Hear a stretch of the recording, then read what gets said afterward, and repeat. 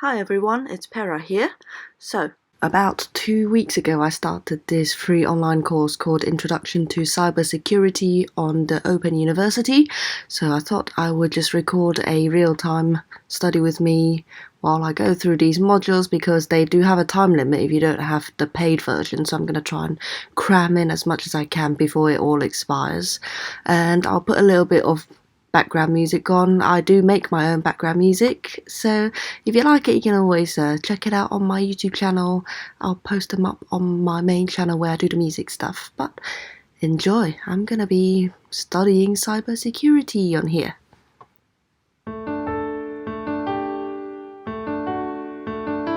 Shodan is a search engine, but rather than just list web pages, it stores information about devices connected to the internet. Not just conventional computers and servers, but also routers, switches, and Internet of Things devices. It works by scanning the network ports of devices and retrieving what are known as banners. A banner is nothing more than a piece of text that displays information about a particular device. A banner can list the type of services offered by that machine, the software it is running, when it was last updated, even default username and passwords. Not all machines display banners. Indeed, in some cases they should not publish a banner at all, and the banner information can be out of date or is misleading. However, examining a banner is one way of learning more about a computer and its vulnerability to attack. We can also use Shodan to identify computers that may not have been correctly set up. Most devices are supplied with default usernames and passwords, and we're encouraged to change these as part of the setup process. All too often, however, this isn't done, and these machines represent a serious security risk. Banners examined by Shodan occasionally include default passwords supplied by the manufacturer. This is no guarantee that the password will work, but it does suggest the computer may not have been correctly set up. Looking at the banner for this computer, I can tell from the 401 message that it requires me to enter a username and password. I can also see that the default username is admin and the password 1234. This doesn't guarantee that this username and password will still work, but if I was trying to attack this computer, it would be a good way to find out. Whilst it might be very tempting to connect to this computer and try that combination, I won't be doing it. It's an offence under the Computer Misuse Act 1990 to try and gain access to a computer without authorisation, and even if I fail to get in, I could well be found guilty of a crime. It's incredibly easy to break the law if you misuse information from Shodan, so don't do it. Having said that, let's try one last search. Programmable logic controllers are found just about everywhere and can be attacked just like any other computer. Shodan allows us to search for PLCs. In this case, I'm going to look for Siemens PLCs running the same System 7 software as the uranium enrichment plant at Natanz.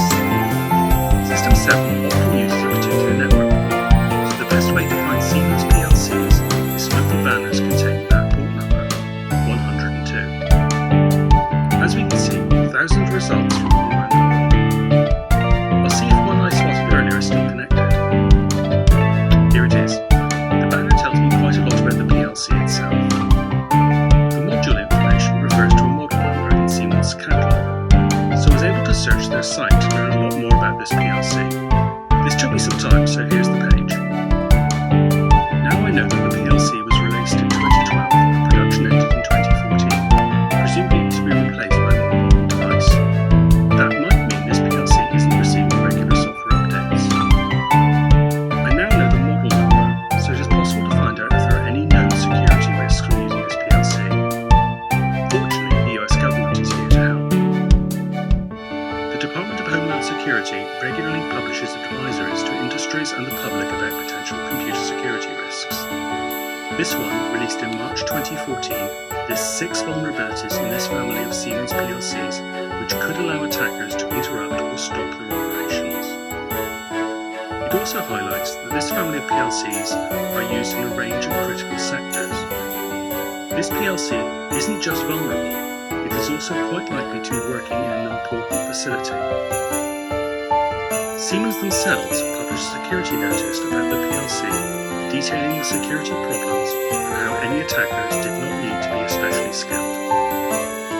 Siemens' recommendation for solving this problem was to update to version 4 of the firmware on the PLC, but as we can see, this PLC is still using the vulnerable version 3 and is still open to attack. Hopefully this video has shown you how Shodan can be a powerful tool for security researchers. It is also a tool that can be abused by people wishing to cause harm to computers and the people who depend on them. In case I wasn't clear enough before, attempting to gain access to a computer to change its programming is a crime in the United Kingdom and most other countries.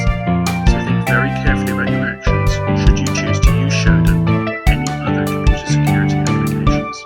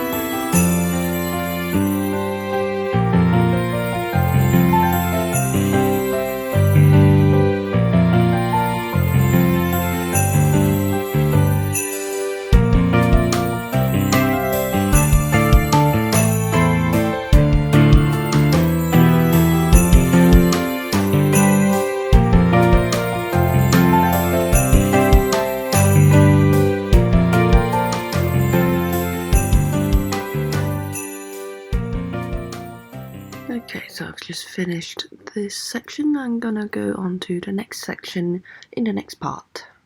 Bye!